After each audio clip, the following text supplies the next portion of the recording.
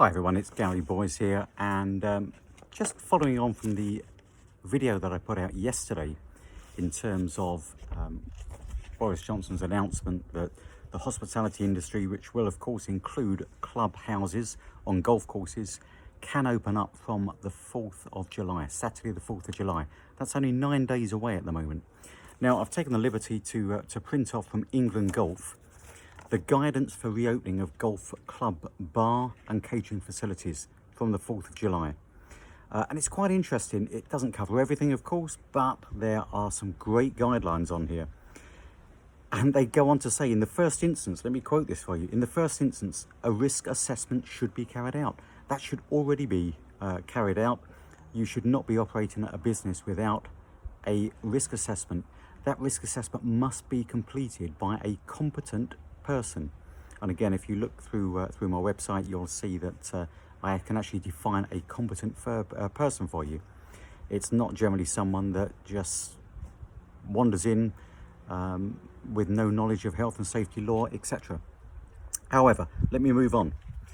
In order to make it more viable for the hospitality industry to open, the government has given scope to relax the current 2 metre social distancing rules down to what they call 1 metre plus, which means, and this is really important, remaining 1 metre apart whilst taking other mitigation to reduce the risk of transmission. So that doesn't mean we're going from 2 metres down to 1 metre.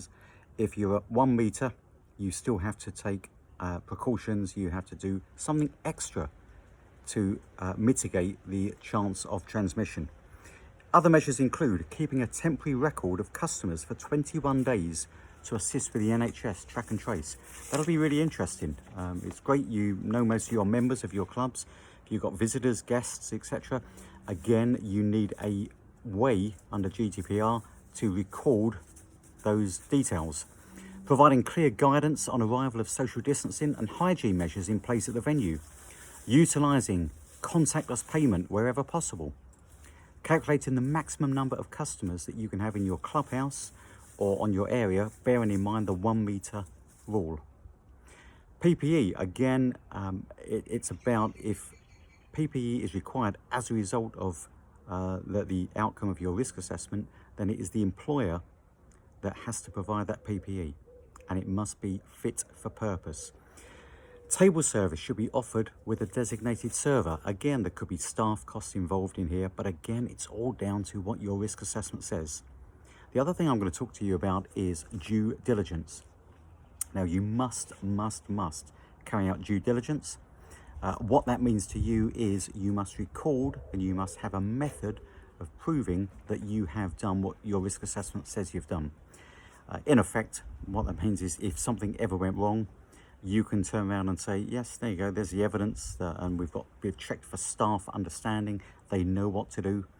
Let me give you an example here. If someone in the clubhouse is not social distancing, then again, what do you do? Do you challenge them, or do you just say, we'll leave it this time? Again, if something goes wrong, then it's down to you as a club. Any questions, health and safety, risk assessments, due diligence, again, I'll put a link below, but drop me a line. I'm more than happy to have a conversation with you on the telephone. Send me an email. If you want me to come down to your clubhouse and have a look and oversee a risk assessment for you, no problem at all. Drop me a line.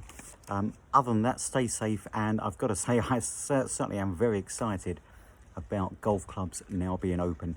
This weather is absolutely stunning, and it's only right that we safely can sit out after a game of golf and enjoy a beer, maybe a bit of lunch. And of course, our golf clubs need that revenue coming in.